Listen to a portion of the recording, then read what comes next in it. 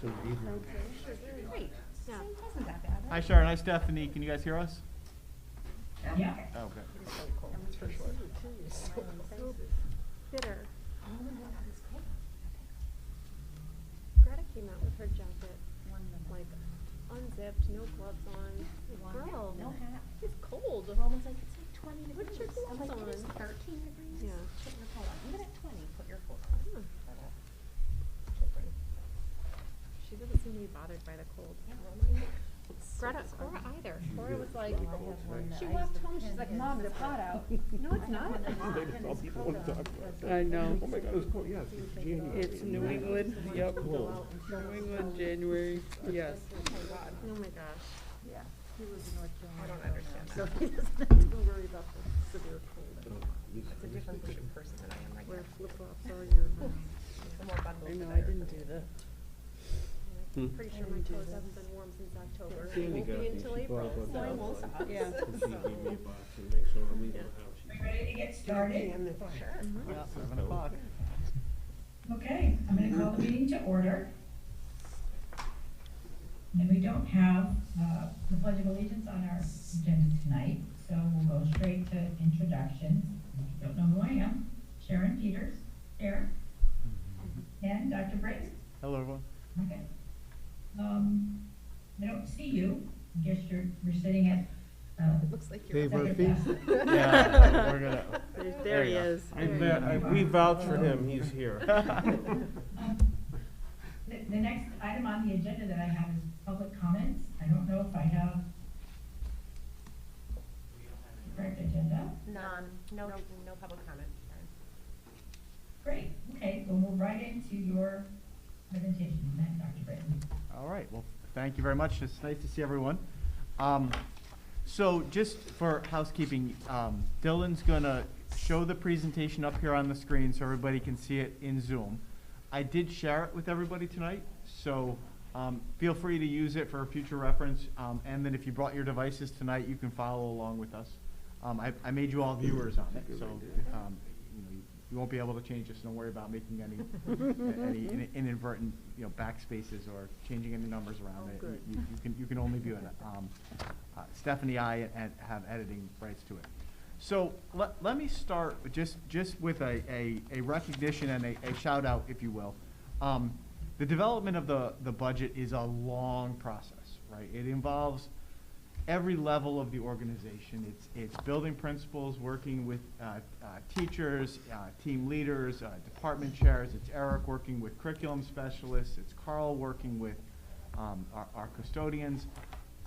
It's all of us working together to identify the needs, our wants, our desires. And I just need to really recognize and thank what I see is probably one of the most talented leadership teams I've ever worked with, right? I mean, these folks work really hard to identify the priorities. And even before we get to this point, there's a lot of conversations and cuts we make along the way. Not everybody gets what they want. Everybody's very professional, and we work as a team, and I think everybody sees it that way. This is the budget I'm gonna share with you tonight has been vetted by all the building principals, by Eric, by Carl, by Dawn, and it really reflects what I think is going to keep the district pointed in a very positive direction. That said, it's a lot of work and a lot of time that was invested in it, and I really want to start by extending my appreciation to that leadership team, who I know can hear me tonight, and I know they've heard me say it to them. They are a remarkable group, and of course to Stephanie, who is exceptional. She knows where every nickel is. Just to point out one thing before we really get going, the budget books I gave you, while they look relatively slim, I mean you have the narratives and you have the dollar amounts.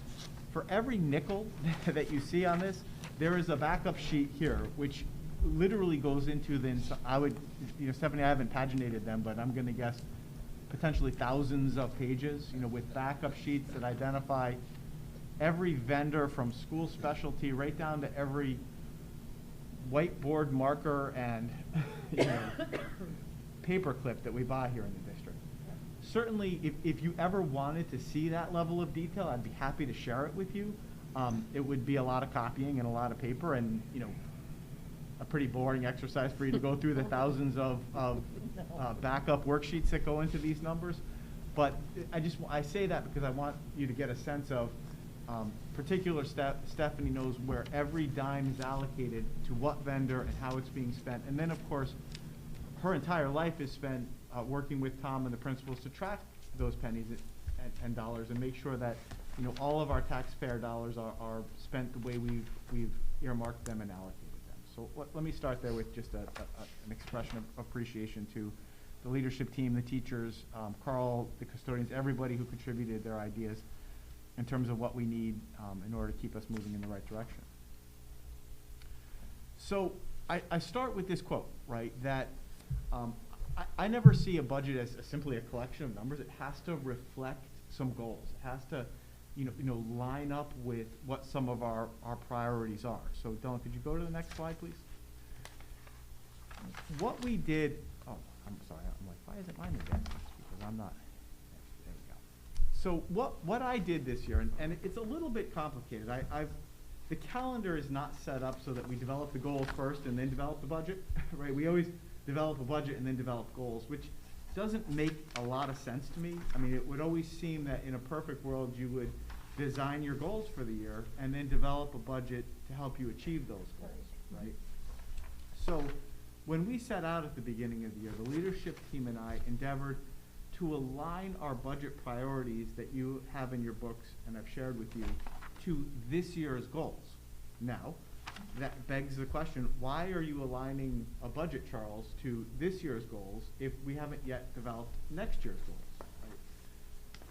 Right? I would make the case, I'm going to try to make the case for you tonight, that I think this year's goals should largely be continued for next year. I think the 5 goals that we set this summer may need to be tweaked, but overall the spirit and intent of them have the district pointed in a really positive direction.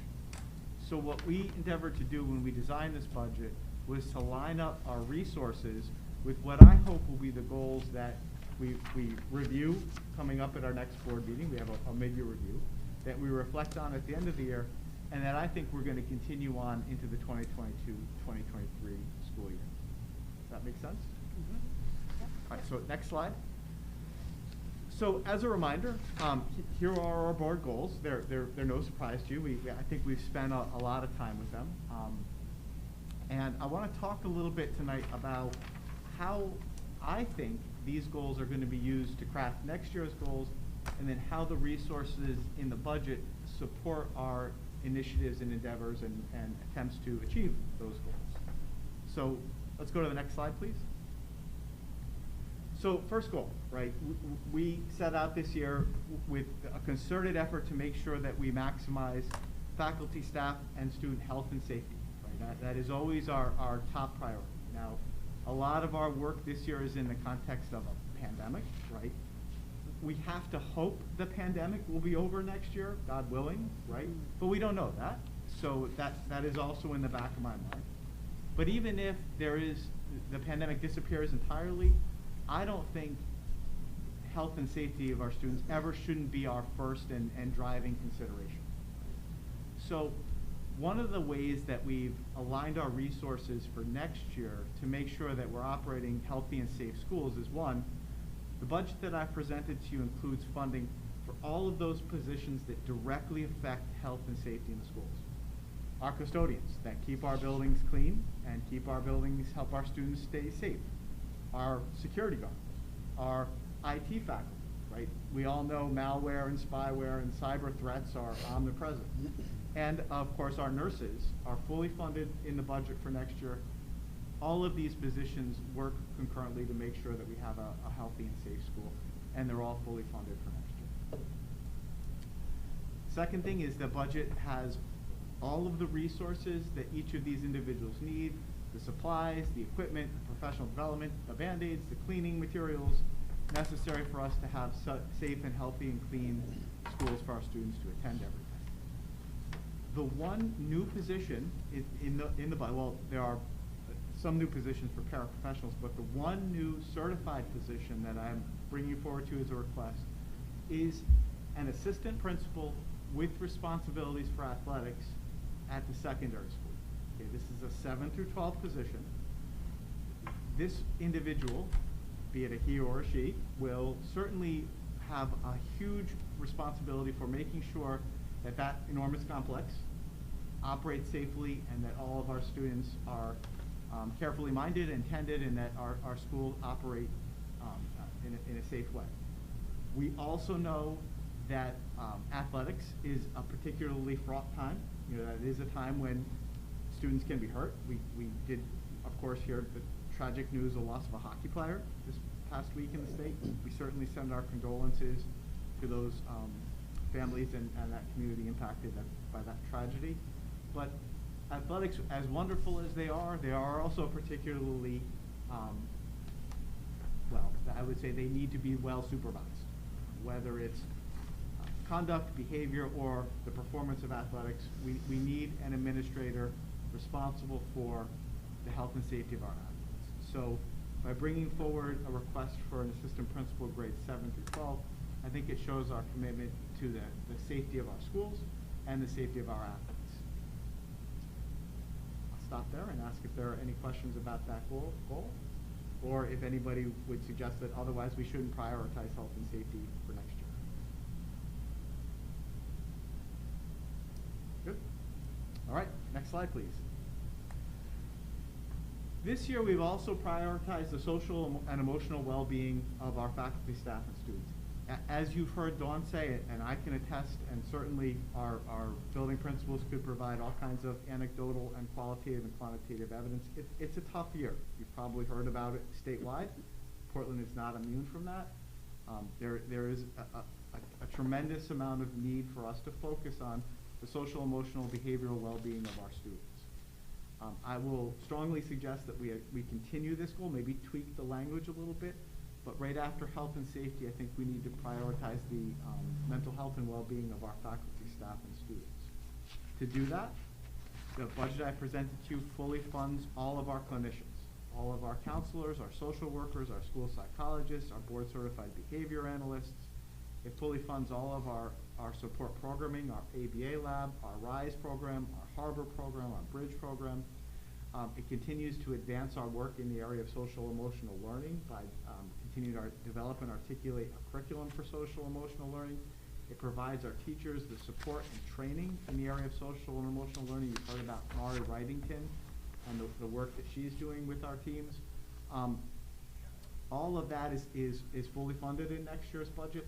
And I did also include in next year's budget the maintenance of the 6 paraprofessionals that we added back in this year, right? So these aren't new positions, they're current positions, but next year's budget does add the funding for those. Those paraprofessionals are essential in providing the one-on-one support that some of our students require, and a lot of that need is reflected in social, emotional, and behavioral well-being. So I'll stop there and see if there are any questions about our social and emotional priorities for the year.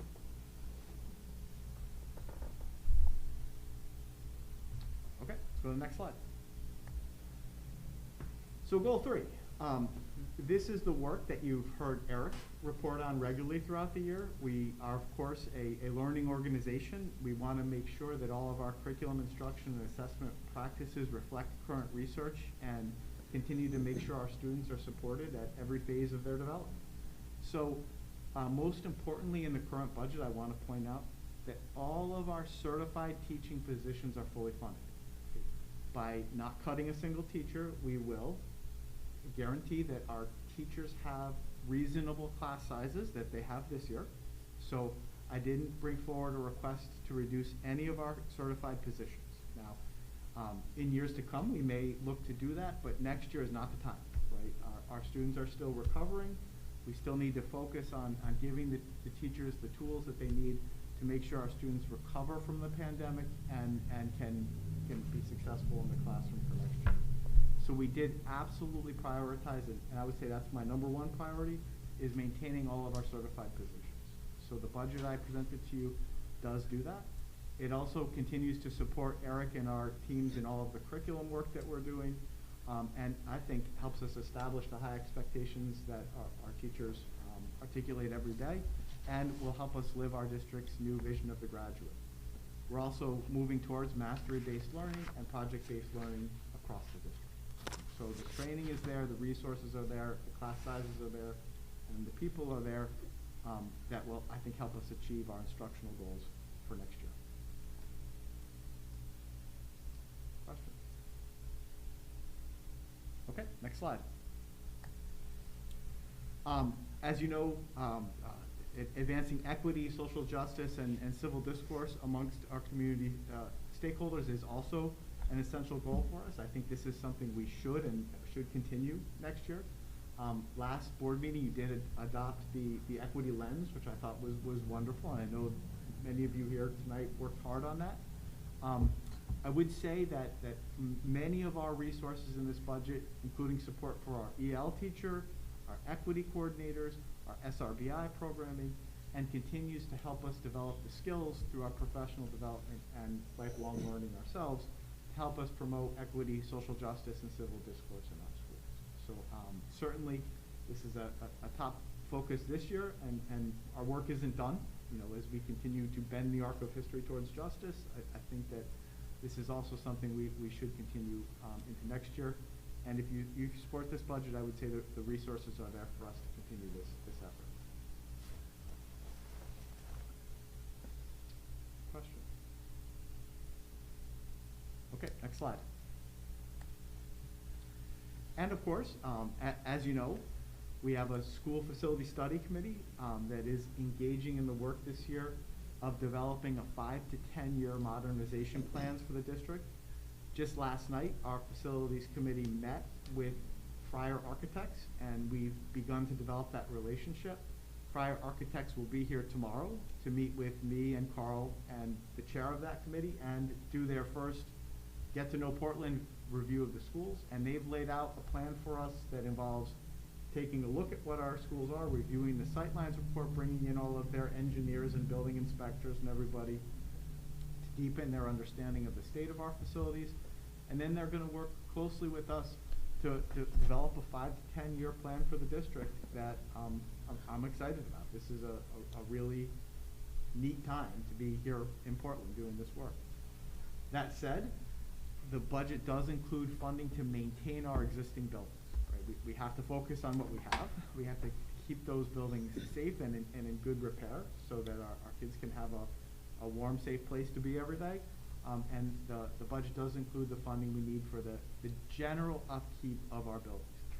We'll talk a little bit more about capital improvement budget. We haven't brought forward any major requests for capital improvements with the exception of a track, which I'm going to talk about. Otherwise, I think it's a status quo budget. Keep the buildings in good condition with general upkeep as we continue the process of developing a 5 to 10 year vision for the district in terms of modernization of our facilities. So I would suggest that we focused hard on those 5 goals, and at this point, I would make the argument that every nickel in that budget in one way or another supports those 5 goals, and I think it sets us up as a board now for a discussion both this year as a reflection on how well we're achieving those goals and helps us build on these goals as we head into 2020, 2022, 2023. Any questions? Dave. As we go through this, this looks like the standard budget package, but you made a paragraph in here about all the COVID grant money. Yeah. I'm unclear right now, maybe you'll get to it. I will. How does this weave into this process? Or do we go through the process, and at the end, we talk about what could be? Let's do it. So can I hold that question? Yeah. We're gonna go right now to the dollars and cents. Okay. So that's the vision, that's the big idea. If we can go to the next slide, let's start talking about the money. Right? So already the budget has changed. What I give you here is a 5-year snapshot of the budget increases that we've reaped or received over the past 5 years, including last year with the 2.76. The budget I gave you in your books at the last board meeting and the one I dropped off Stacy and Dave at your houses, you'll notice had a 3.5% increase in it. Based on a meeting I had yesterday with Tom Robinson and Stephanie and Eric, we've been able to reduce that to 3.11%. And I'll talk to you about how we were able to do that in the area of technology. So The budget I'm and I just put on your tables, the new budget that Okay. reflects what I'm, would hope the board will support, which is a 3.11% increase, heading into next year, for a total amount of, $22,871,814. Okay, next slide, please. So how is that money spent? So to Dave's question, I start with here, and again, as a reminder, I've shared this slide with you, so feel free to go back. All of the revenue sources that the district receives, aside from the local property tax-based dollar amount, okay? We just got literally yesterday, so just know, as you remember from years past, and Stacy, this is your first time through, the budget is constantly evolving over the coming months as more information comes in. Just last night, we received an indication of what our ECS grant will be. This is the big state grant that we get. It's nice to see. I wish it were higher, but it is an increase. It's not flat funded. So Tom Robinson received an email yesterday indicating that the ECS will be $4,595,000 next year. That's up $50,000 from this year. I'm sure higher, but that's where we are. Everything else in here are things you've heard about, of course, over the years, including our open choice grants, our Oak Hill, our Medicaid reimbursements, the Title I grants, and the IDEA grants. So all of these are factored into that $22 million amount. So if you do some math and minus all these amounts, you'll see what the LEA amount is that we're going to ask the town for. So if you have any questions about the amounts of any of these grants, or specifically how these grants are allocated, or the many, many, many hours worth of grant writing that we do to gather these grants, Dawn is here, Stephanie's here, Eric is here, and I'm available. If, again, any one of these pop out at you and you'd like to know more about them, you can either ask me now or send me an email, and I'd be happy to get you whatever information, including the full grant applications if you'd be interested in seeing. Okay, let's go to the next slide. And here, Dave, is where you asked the question. You notice on here I have the ESSER2 and ESSER3 and the connectivity grant. I'm going to ask you just hold on a minute. I have a special slide for those, which we're going to talk about momentarily. So you see the amount remaining as of right now in the ESSER grants. And then, of course, you know, you've heard about this year, the school improvement grant that we received for Gildersleeve, that amount for next year. And again, some of the American Rescue Plan supplemental IDEA funds. So I have a slide. I'm going to make a recommendation and talk to you about the ESSER funds that are remaining and how I would recommend that we earmark those over the coming 2 years, and the connectivity grant, which is a focus for how we got from the 3.5 to the 3.1. So please feel free to stop me if you have any questions about any of the grants that help us supplement our local education allocations. Charlie, just clarify the balances or the money that we're seeing, like on the ARP-IDA 611 and 619. Are those balances, or is that the original grant amount? Stephanie, that's the grant amount that we are allocated for next year, correct? Correct. Okay. We haven't spent any of ARP-IDEA or the ESSER2 Special Education Recovery Activity Fund yet. And is that designated for summer school activities for pre-K through 6, grade 6? So the Dawn would know better what that is for, what Okay. they're used for. Okay, okay. All right. Dawn, are either of the ARP IDEA funds for the extended school year programming? Is Dawn on? The extended, can you guys hear me okay? Yep. Yep. Okay, so I apologize, I'm just still driving home, so. The extended school year is part of our regular LEA budget. It's mandated. It's not something that we can go ahead and buy the extra funding for. The extra funding is going to be above and beyond that. So things that we're doing for student growth recovery, loss of learning, things like that. And oh, by the way, I should point out, all of the principals, Eric, Carl, Stephanie, and Dawn are here, so they may chime in if you're asking a specific question. I know the budget really well, but they can give you the real granular detail. Thanks, Dawn. Oh, that air hand, I hate it. All right, let's go to the next slide. Okay, so let's dig in a little bit. So, as you know, our biggest budget driver is always in the area of certified salaries. The budget does, in this line item for certified salaries, include a $284,000 increase, which is a reflection of 2.88%. The drivers in that area are reflected in two enormous accomplishments this year. We, as you know, negotiated a new 3-year contract with the teachers and the administrators, which are generally the bulk of our certified faculty. It also reflects the negotiated wage and benefit increases. It includes the assistant principal with responsibility for athletics. And nested within that, and I know Dave has asked this question before, and I want to make sure everybody's aware. Within that, we will maintain 141.93 certified faculty. 131.93 of those will be funded out of the LEA. 10 of those will be grant funded, including things like the school improvement grant. I want to be completely transparent and clear with everybody. If and when those grants dry up, those positions go away, or they become LEA funded. For next year, grant funding is ample, so we're able to support those 10 certified faculty positions. Would you like to talk about what those faculty positions are? Are they counselors and social workers? They are. I'm going to talk about some of those. They are counselors. Largely, they're clinicians, and they're are interventionists, particularly at places like Gildersleeve, where with the school improvement grant we have an extra special education teacher, an extra reading teacher, an extra math interventionist. And again, Ryan's here. He can talk in as much detail as you want about that. And I'm going to talk to you a little bit about where some of our other positions come from.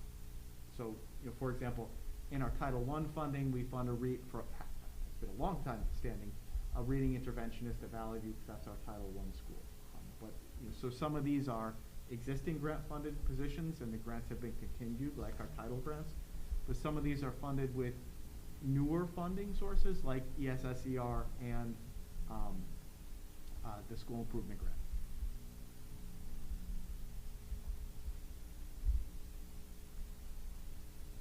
Okay, let's go to the next slide.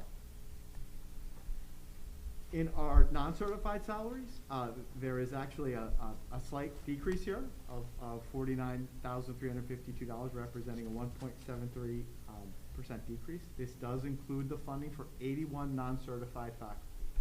The driver in this area, of course, is that we are on the cusp of, hopefully, finishing contract negotiations with the administrative assistants and custodians, and we still need to begin the 3-year contract negotiations with the nurses and the paraprofessionals. Pending those contract negotiations, this number could change. So a lot of this right now is Stephanie projecting, somewhere in the neighborhood of based on the current contract amounts. But we're in the middle of negotiating, so this number could be tweaked slightly here or there. So generally speaking, where you see that budget, that bullet that says budget reflects negotiated wage and benefit increases, please understand that the 4 contracts aren't done yet. It's not over till it's over, but this is based on what Stephanie and I believe would be in the ballpark of where we're likely to land once we finish up those negotiations, which we are in the thick of.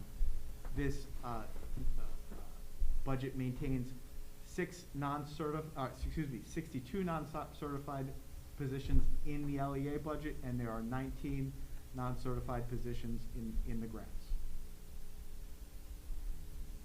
including IDEA, which is the big one.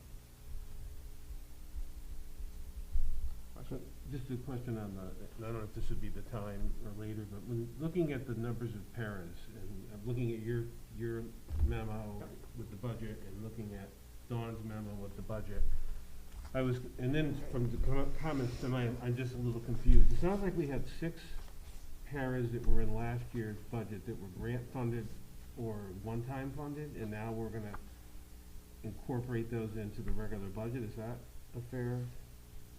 Okay, so, sort of, So so. Dawn, well, just to make it easier, Dawn's Yep. said, we have 44 paras, that's what we've had, that's what we're gonna have, and we're gonna move forward with that. But you said in yours, you're bringing in 3 new paras, but then tonight you talked about 6. The 3 are part of this, that 6, right? So, Kyle, let me just make sure we understand. As you remember, Dawn came to us this year with the request that we add 6 paraprofessionals to the budget based on student need. And Dawn, please chime in if I'm not explaining this correctly. The number of paras we need is always a reflection, in many cases, of what the PPT teams and the IEPs determine students need in order to achieve the goals outlined in their individualized education. Based on the work of the PPT teams, Dawn identified the need for 6 additional paraprofessionals that weren't in this line item.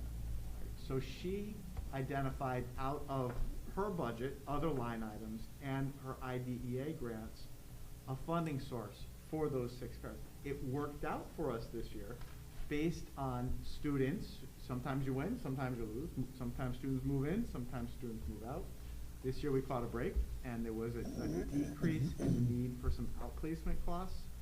Dawn brought us a recommendation, I supported it, and you supported it, Right. to reallocate those funds to hire the 6 paraprofessionals who are still here. As Dawn and Stephanie and I crafted the budget, we were able to move some funds around to make sure that those 6 positions stay, because Dawn projects that we're gonna need them for next year. Let me fact check myself. Dawn, did I say all of that pretty spot on, or did I miss anything? I wasn't even needed, that was perfect. All right, there we go. No, that's really what happened, and many of you, part of the personnel committee and members of the board were part of that discussion, earlier in the year, and it really plays a key part in our programming. And, you know, when Dr. Britton says that for all of our programs are fully staffed, that's what we're talking about, it's those 44 paras.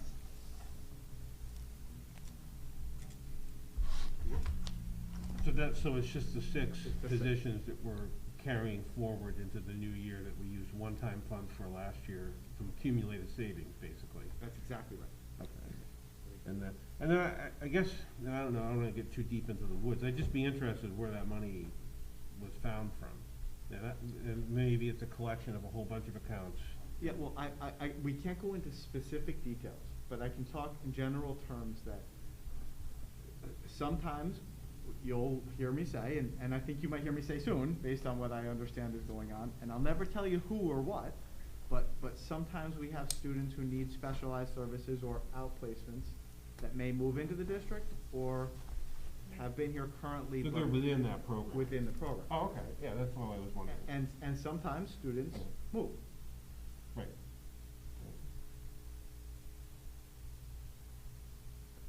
And that's Thank you. exactly what happened, is we had major movement out of the district, and that's where those funds were found, early in the fiscal year.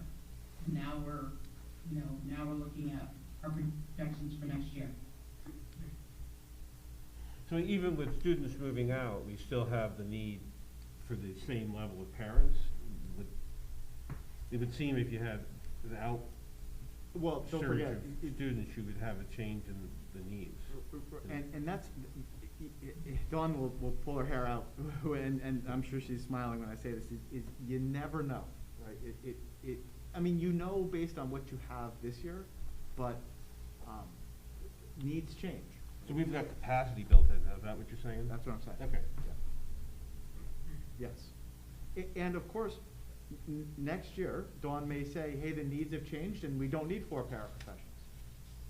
Or she may say, the needs have changed and we need 4 more paraprofessionals. Dawn's budget is like benefits. It's always subject to the students we serve. I know it's hard to scale up once you scale down. Very hard, And, yeah. but at the same time, it's good to look everywhere. Absolutely. Any place we can find savings. Yep. Thank you. And if I could just stress on that, sorry Tim to cut you off, but if I could just stress that movement sometimes moves between schools, and that movement may move between programming. So that 44 paras that I put into the budget in November when I wrote the budget is constantly moving and evolving around the 5 different schools, and if students are outplaced or if students move out of the district. So there's constant movement, and we just work to really try to come up with a pinpointed number when we write the budget and move and work with that, because it is constantly evolving. Thank you. Thank you. Charles, Thanks, Dawn. can I ask a quick question about, so we're maintaining our staffing and adding in these additional 6 para positions. How are we realizing $49,000 in savings in that line item? Stephanie, can you help us out with that question? Good question. I mean, it's nice to see, I'm just trying to wrap my head around it. Hold on, Stephanie doesn't need to answer it, it's dawned on me. Okay.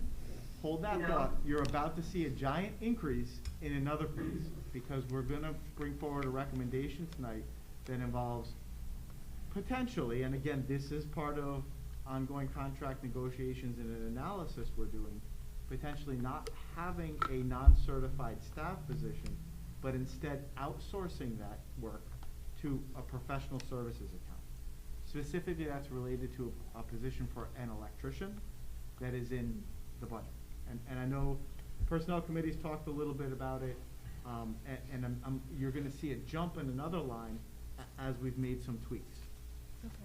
Okay, thank you. And again, Stephanie and I will talk to you about, right now, that's just a recommendation. It still has to play out as we finish our analysis of the needs related to that position and understanding that it is the contractual-based position, and we're in the middle of negotiations with the bargaining unit that position is a part of. Does that make sense? Yes. But there's a specific bullet in the slide for that, but that's the decrease. Okay, thank you. Stephanie, did I get that right? Yes. All right, next slide.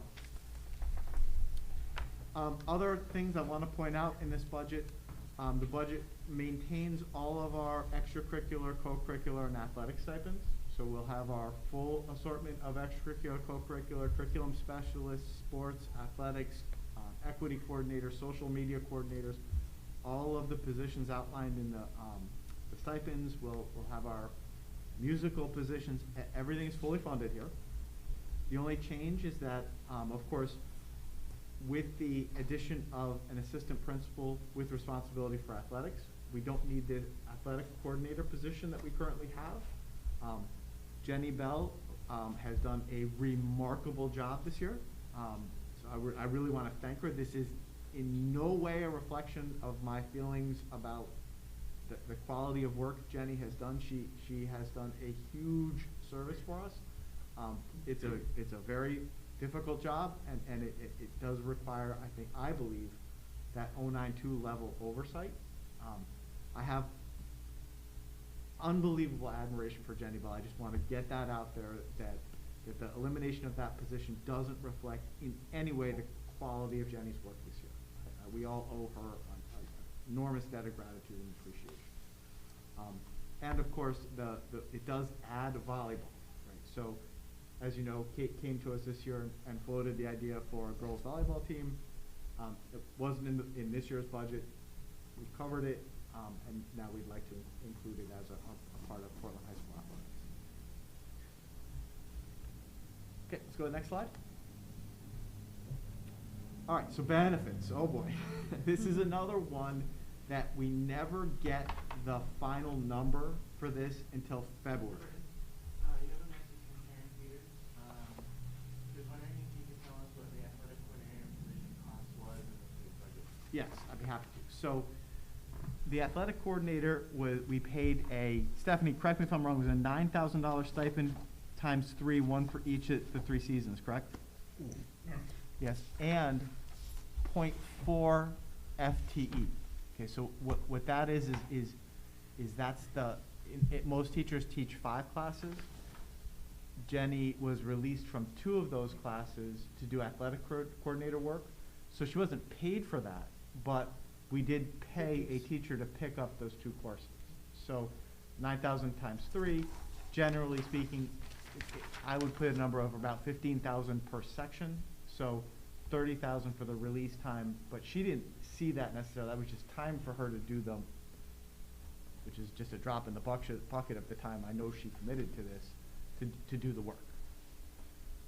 So which line item would we Yeah. see that savings in? I'm sorry, which line? The $27,000 stipend that she was receiving, that is, you know, that's not in the budget for next year, how was that classified? Stephanie, can you help answer that question? So that comes under extracurricular salaries, 11015, but again, that 27,000 was never budgeted last year. Okay. So that was kind of from savings that we made from this year is kind of how we're paying for that. So it was never really a true budget line item, but it's charged in 11015. And where's Which this, actually, where's this benefit increase of 6.85? I see, I don't see that line item on here. I see medical insurance, dental insurance, life insurance. Is this a combination, is this a compilation of 3 or 4 different line items that come up with this? Is it this one? It's the whole total at the bottom of that section. Oh, okay, it's the total of the whole section, okay. Thank you. And it's really important to point out, and Stephanie can give you plenty of detail on this, as much as you need. We're putting a placeholder of 9.99%. Stephanie, when do we get the final, February? That's when we still expect it. it's usually like mid to end of February. For which one? For medical? For the This medical, says for 9.53. 21001. This is 9.53, but you said 9.9, is that? Right, but there's, so benefits is, there's a lot of components just in that 21001 account. So within that account, it's the large number, which is the number of people that take the benefits, times percentage, times the 10%. But there's also the superintendent's annuity, there's other pieces that belong in there, where some, like the medical waivers for the people that don't take benefits. So that's all within the 21011. So if some of those line items go down, that'll make the percentage go down, if that makes sense. I can follow that, yeah. It's not just a straight, just the 153 people that take benefits times this.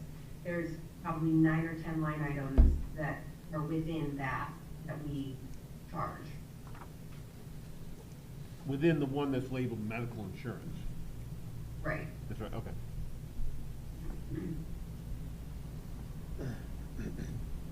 And again, I base it off of our current numbers in December. So how many people are waiving insurance right now? How many people are on insurance right now? Some people could switch from family to single or single to family, anytime throughout the year. Right. We've been pretty consistent though this year, with what we budgeted. So hopefully it's in the ballpark of what it should be, depending on what the final increase or just that one piece of it comes in. But that's a larger increase than we've seen over the last couple of years, it looks like. Well, usually by the time we finish it, so like this year we finished, I believe, at 7.5. And when we had to come back and do all the budget changes, we reflected that in the second time around. Right, so is Our initial one has usually always been in the 10 to 12 range. say that again, what's 10 to 12? Usually our first proposed budget that Oh. we bring is usually in the 10 to 12 range, and by the time we get all the cuts, that's always the first one that we cut. Right, right. Knowing that we have that wiggle room in there. Right, exactly. That's what I was getting at. Thank you. Thank you, Steph. Anybody else? Okay, go to the next slide.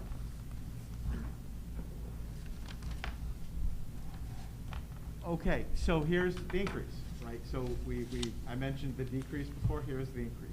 So in our professional services, you know, this generally, is this the one? No. No, it's not, Oh, it's the next there's one. We're getting there, next one. My bad. Don't talk about the electrician yet, we're coming to it. But our professional services does represent a 4.83% increase. This is an unbelievable amount of things like Perfect Temp and all of the professional services, occupational therapy and you know, boy, there are a lot of professional services that we contract. This is almost pretty much exclusively reflective of the price of services go up. Right? So we're looking at a 4.83% increase. We did offset some of this by moving some of the professional services that we contract for professional development to our title grants that Eric has been very clever about applying for and written the grants really well, and I think are pretty spot on, and you've certainly heard him report to you a lot of the PD we're providing this year with places like the Connecticut Center for School Change and of course Maury Wrightington and others. We've been pretty thoughtful about where those services qualify for grant funding, moving those out of the LEA over to grant funding sources. I have a question about the professional services. The negotiation services line item went up 50%. I know this year, obviously, we're doing all the contracts, so I know we've spent more than we That's a good probably question. have, Stephanie, but I'm wondering why we need to increase it by 50%. Is this for legal services? This is negotiation services. Legal services went up by almost 17%. I was gonna talk about that next, but I was just curious, because it just seems like a big jump for negotiation services, unless there's some thing in there that I don't know I about. say that, because I was just looking at that too, and it might have been legal services. I do know we like to leave some in there in case anything crosses over into the next fiscal year like it has been. Yeah. I have to go back and look. I may have meant to put that in legal services just because I know the costs do increase every year with our attorneys, and, you know, that's split between special ed and then our regular, you know, Right. personnel issues like that. I have to go back and look, at that one, so I apologize for that. I was just looking at that and knowing that we are doing all the negotiations this year. Okay, thank you.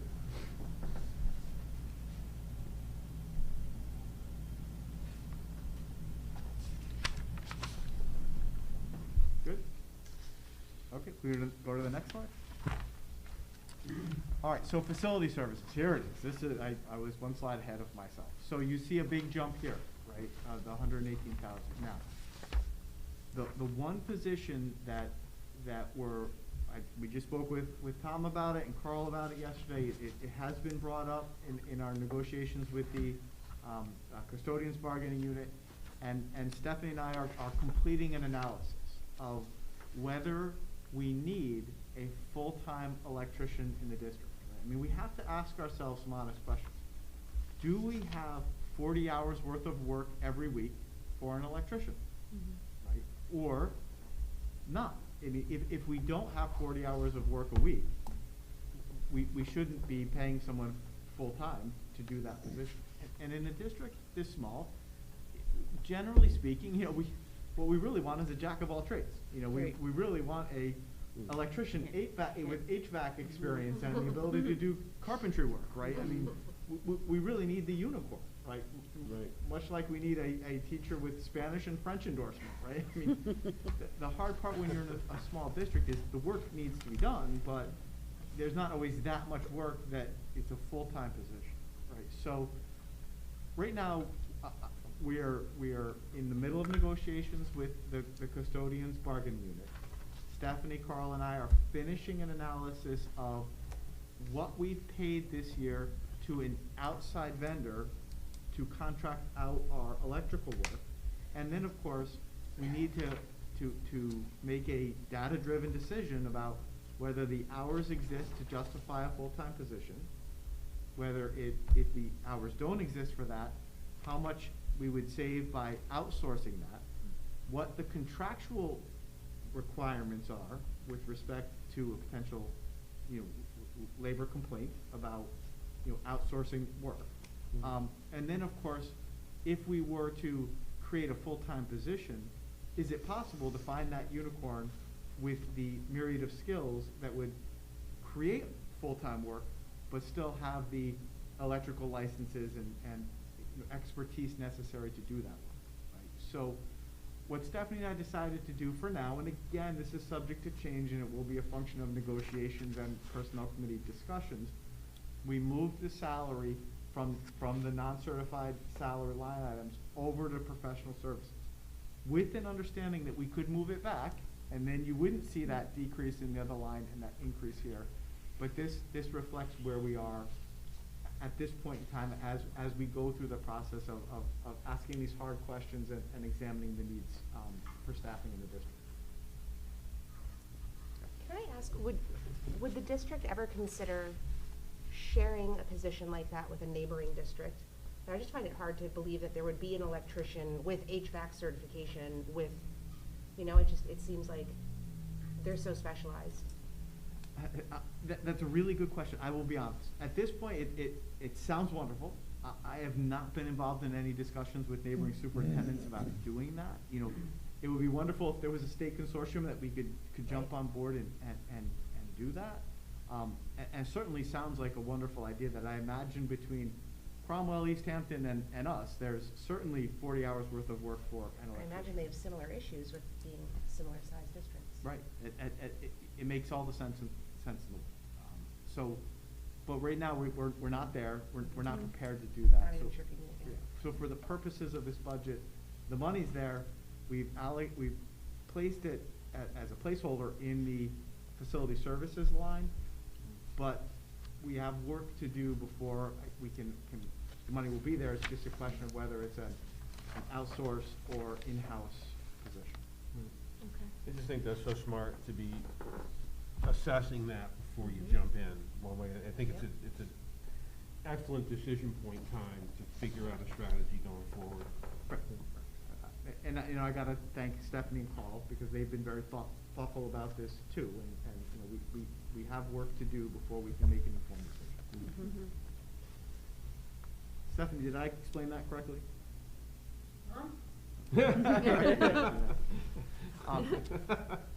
Otherwise, of course, the increases for facility services reflect, as we're all aware, the inflationary pressures. Carl just gave me the quote for things like grass seed. I mean, my God, nothing is cheap anymore. So we're aware of that. Good. Okay, next slide. All right, so here you see a decrease, right? And Dawn is on the line, and we can talk a little bit about that. The decrease here generally reflects a decrease in what we can project now based on our current student enrollment in outplacement needs, either because students have turned 22 or aged out or moved out, right? Dawn does an excellent job, of course, this is her life, right, of analyzing students' needs and projecting a budget. So know that while we sit here today looking at this other services as a decrease, that worm could turn and, based on student needs or new students, and Dawn just told me about a wonderful new student that we are getting shortly, that prices could increase, right? So the decrease here reflects what we know we have now, but, it's one of those things that it is subject to change, and Dawn will always keep Stephanie and I very well informed of new enrollments and emergent student needs. Magnet school tuition increases, my understanding from the last prep council meeting was that there could potentially be an increase in magnet school tuitions that we're paying. Is that line item 56006? Is that Stephanie, can you help us with that? I don't know if you remember last year, when they changed the way we charge things now for Medicaid, so it's getting charged to purchase services now. Okay. Instead of tuition. okay. Thank you. That explains the decrease, okay.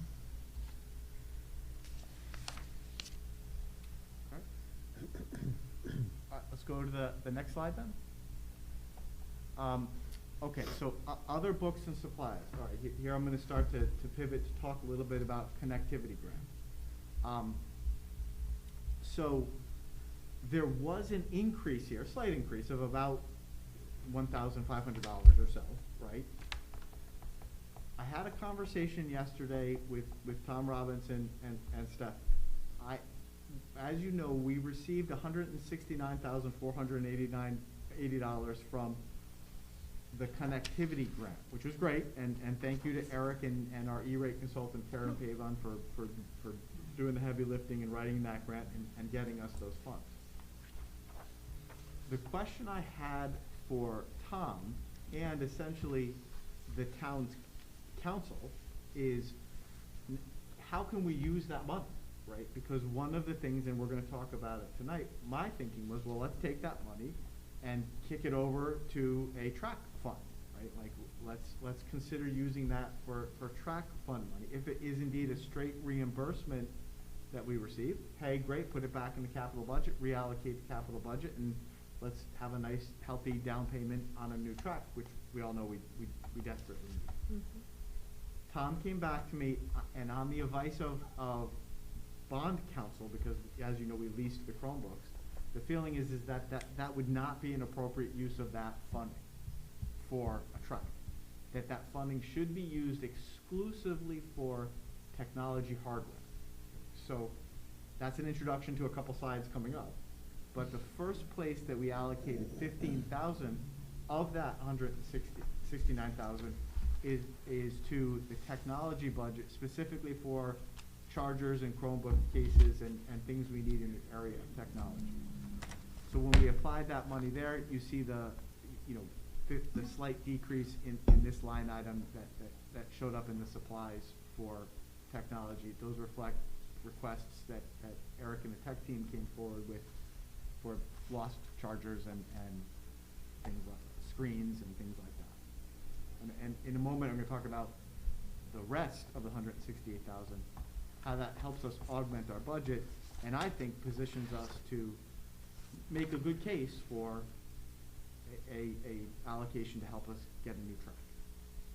Stay tuned.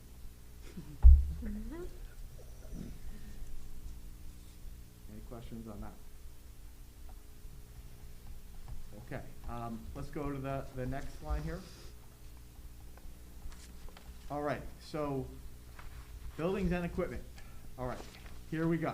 So you see the 15.85% increase. It was an awful lot higher up until yesterday, right, Stephanie? Wasn't it? It was 52.8. 52%, right? Yeah. So I had a circle on that one. right, here we go. Right.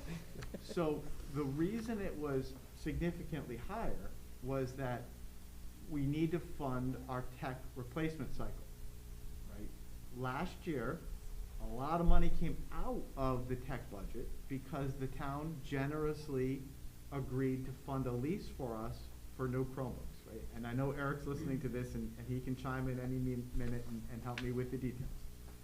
So we got the lease, and that helped us encumber the Chromebook. But when we did that, we cleaned out the LEA budget request for Chromebooks and moved forward with the leasing. And as you remember from last year, Eric did a wonderful presentation and helped us make a good case for the leasing program. So, in addition to Chromebooks, we have desktop computers and smartboards and LCD projectors, all of which, as we know in the world of technology, 5 years it's reaching its end of life, 7 years and it's almost gone, 10 years and it's a paperweight, right? I mean, so a lot of our teachers' desktops and smartboards are dim and malfunctioning and slow and not working, and we need to replace those. So what we've decided to do is, based on Tom's advice that we use the connectivity grant for hardware, is allocate $73,000 of that grant, and thank you, Eric, for the very quick decisions and discussions that we had after my meeting with Tom and the advice of the town's attorney and how we use those funds, to replace the smartboards, the LCD projectors, and the desktop computers. That reduced the budget by $73,000, which is the reduction from 3.50 to 3.11. Our other suggestion is that we take the remaining 80,000 in that grant and buy more Chromebooks. Okay. What this is allowing us to do, between the 15,000 I talked to you about with the chargers and all those things, the 73,000 for the desktop computers and the smartboards, all of which is desperately needed because our technology is dated, and the $80,000 for new Chromebooks. This enables us to take that out of our budget, which I think positions us to make a case that that's money the town doesn't have to give us because we have the grant funding. Therefore, it's a good start towards a new track. Everybody follow the bouncing ball on that. And otherwise, Eric is here to talk to us about the dated condition of our technology and why these things are needed. So I just have a question about replacing desktop computers. Would we be smarter to give them laptops? I was gonna ask the exact same question. They do have to do remote learning or synchronous? Well, the desktops run the smartboards. Oh, Eric, am I correct on that, right? You are correct. Good evening, everyone. And I would also just, you can get much more bang for your buck in a desktop at a lower price point than you can for a laptop at that same price point. Our teachers have, with their new Chromebooks, capabilities to run remote learning seamlessly already. okay. And so it is much more cost effective to replace desktops with desktops. And the next question I have for you, Eric, is there are some smart boards now that are not attached to walls, that are portable, that have computers embedded in them. Are we looking at newer technology for the whiteboard? The short throw projectors. We have considered those. So at this time, smart boards remain the most cost effective. We're not looking to completely overhaul our inventory of smart boards. These 10 smart boards are really replacing smart boards right now that are Okay. on their absolute last legs. It's kind of like if you think about when, I'm going to date myself here, when plasma TVs came out, the costs were exorbitant. I mean, and now you can, they don't even make plasma TVs anymore, but you can get a 50-inch LCD TV for $500 when a 50-inch plasma, when it first came out, was in the $5,000 to $7,000 range. That's kind of where we are with some of the short throw projector options still, and even more so where we'd like to go eventually, which is the flat panel touchscreen monitors. But we figure we can still wait. We have time on that. This is more of kind of a Band-Aid approach to just replacing some smart boards that are desperately outdated. So there is a strategic plan in place, or sort of in place, a wish list for where you would be wanting to go in the next 3 to 5 years? We're working on that now. Okay, thank you. You're welcome. So I'm wondering about the spending $80,000 on Chromebooks. I guess my questions are those going to be leased or purchased? And if they're purchased, are we talking about, how are we going to be talking about maintaining them? Because I remember there was an issue with repair, correct? Yeah, so great question. So I just want to kind of clarify, first of all, I hear on, from the presentation on why we desperately needed 525 Chromebooks, and the town and the Board of Education found the funding for that. Thank you. I mean, I think that it's just been a remarkable improvement on the devices that are in our students' hands and in our teachers' hands. At the time we made the presentation last year, I made the point that really the key is having everything under warranty. It's when items are out of warranty that repair costs become exorbitant, because we're paying for supplies and we're paying for man hours to make those repairs.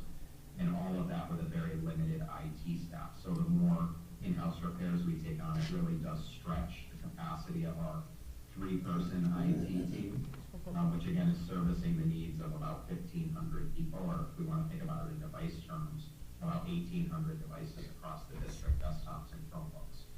Just to kind of clarify, when we talk about the fact that the district leased Chromebooks, it's really, we can think about it more like a finance, like a rent to own. At the end of the lease period, we own those devices outright at the cost of $1 per device So it's not like leasing a vehicle where you then return it and you're left with nothing in your hand, or you have to pay a significant purchase fee. So to go back to your question, Lauren, we would ideally like to, with this amount of money, purchase Chromebooks versus lease, but it's the same idea. It gives us a period of about a 4-year warranty. And just to be clear, we replaced 525 devices. That's awesome. Those devices, coupled with devices that have been purchased more recently, some around the time we went into remote learning at the onset of the pandemic, and about 200 devices just before, leaves us currently with 370 devices in district that are out of warranty, with way out of warranty. These are old N21, N22 devices that at this point are 8 to 9 years old. And I think we all know that, warranties are strategically put on devices such that at the end of that warranty period, you're on borrowed time. That warranty expires and things tend to break down immediately, if not shortly thereafter. So the $80,000, we priced out what it would cost to replace 370 of those oldest devices that are still in circulation without warranty. The cost came in at about $144,000. That was a quote that was done in October. So with inflation, we could be looking at a little bit more. $80,000 would certainly help us to put a good dent in that number. It wouldn't alleviate the situation entirely. It would still leave us, if I had to ballpark it, with about 160 to 170 out of warranty devices in the district.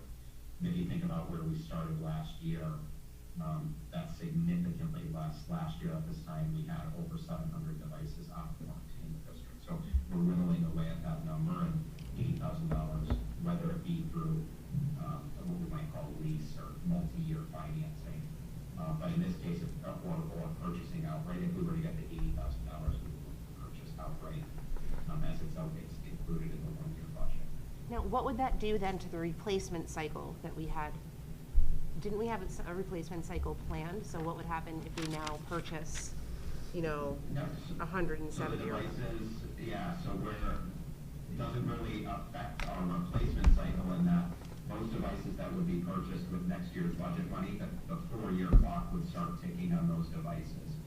The dream is to have no devices out of warranty in the district. The reality is we can probably live somewhere at any time with a couple hundred devices out of warranty, but there's a limit to how far out of warranty we can top. Like, we never want to have devices that are more than a couple years out of warranty.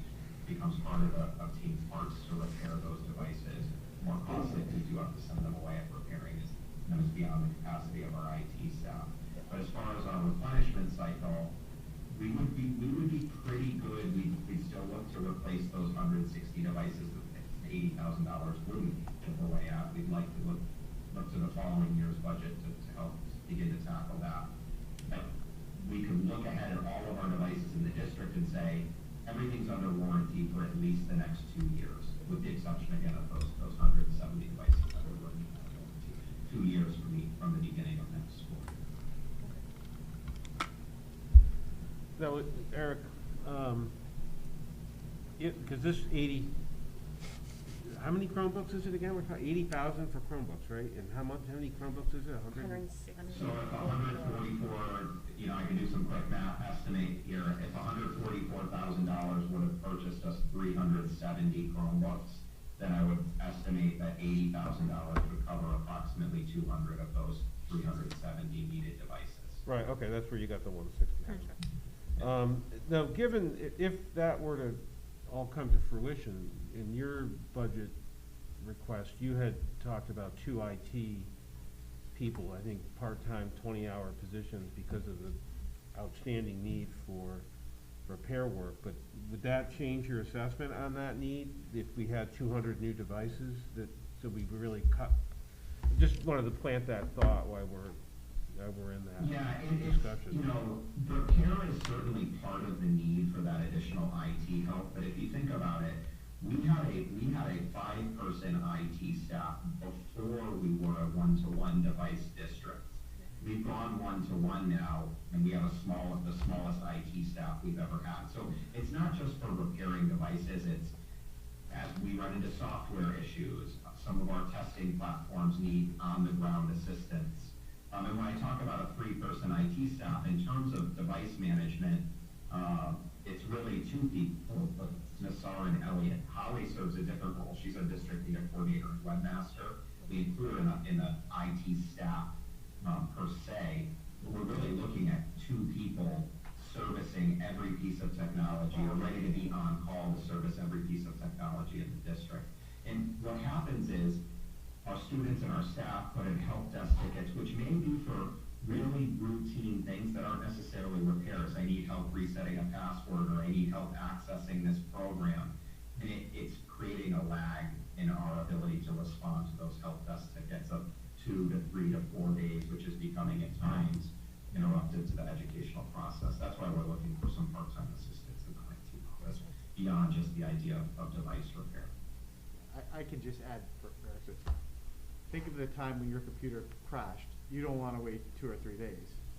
No, I mean, so there's a climate culture piece to this too. And you know, certainly I would love Eric to come at some point and talk to you a little bit about the, Eric, would it be fair to describe it as Herculean job that Nassar, Holly, and Elliot do? Yeah. I mean, they are miracle workers. And you know, in the protection of everyone's well-being, I will say, you know, I'm aware that they work well beyond what we might consider the contractual workday. I have seen Elliot load up his trunk multiple times with Chromebooks to take home on the weekend, and you know, there's fears of a burnout factor. These are incredibly talented individuals, but everyone has their limit, and I think we want to respect, you know, their limits and protect their well-being as valued members of our staff. I'm going to ask a question, and I'm sure it may sound naive. Do we have the capability of a help desk person remotely making changes to a computer to so that they don't have to do the hands-on, go to the room, go to the building? Do we have that capability? Is that something we are hoping for, or do we have that capability now? So, you know, certainly some of those issues can be done remotely. You know, going in and changing a password or resetting a student's access, absolutely. You know, I think the benefit of having additional IT staff is responsiveness to teacher needs and teacher concerns. You know, in the middle of an instructional period, a piece of equipment goes down, telling that teacher to stop, put in a help desk ticket, wait. You know, the clock is ticking on that teacher's instructional planning. So, again, to me, the benefit of increased part-time help is to minimize disruptions to the educational process. If we're asking our teachers to use technology increasingly, to use it impactfully, to use it, you know, effectively, they're trying their best to do that. Part of that is giving them the support they need to be able to do that. And right now, we're stretched very thin in our ability to do that, and to the detriment of teachers' intent and their effort.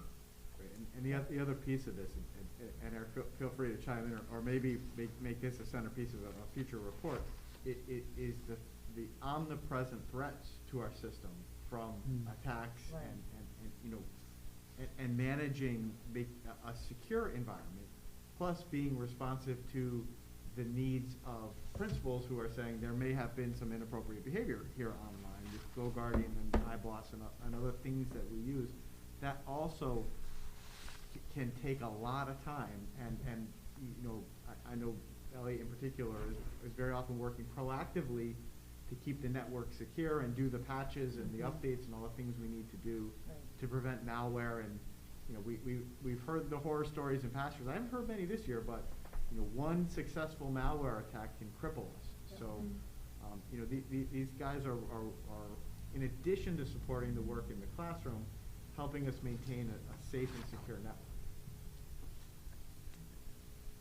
Absolutely. And you know, when Dr. Britton was in the position, he had earmarked as an initiative that we wanted to kind of do what's called a white fishing experiment with our staff, where we kind of send them a decoy spam email and see how many people click it and train our teachers around it. And we just, it's such a phenomenal idea. It's something we would love to do, and that's an example of something we just literally don't have the manpower to get to, and it leaves our district in a very precarious position. So again, something like additional help could positively affect our ability to make the district more secure in that regard.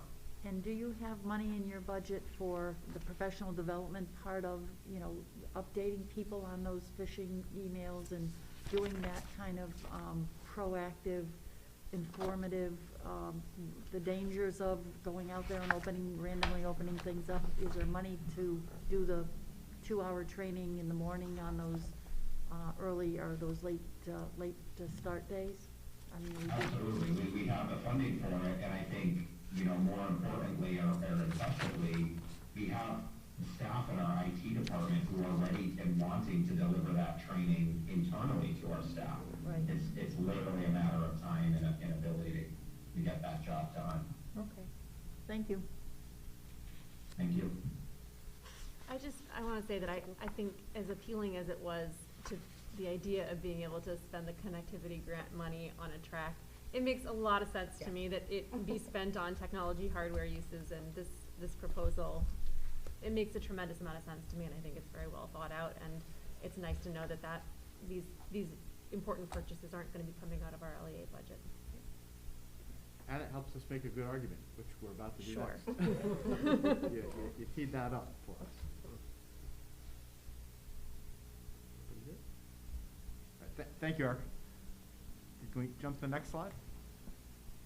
And this is I think this is our last one, which is our dues and fees, right? So there is an increase in dues and fees, and all of that is a reflection of general increases to all of our professional organizations, CIAC and NESSC, and we are members of a tremendous number of professional organizations. They're essential. They keep us informed about best practices.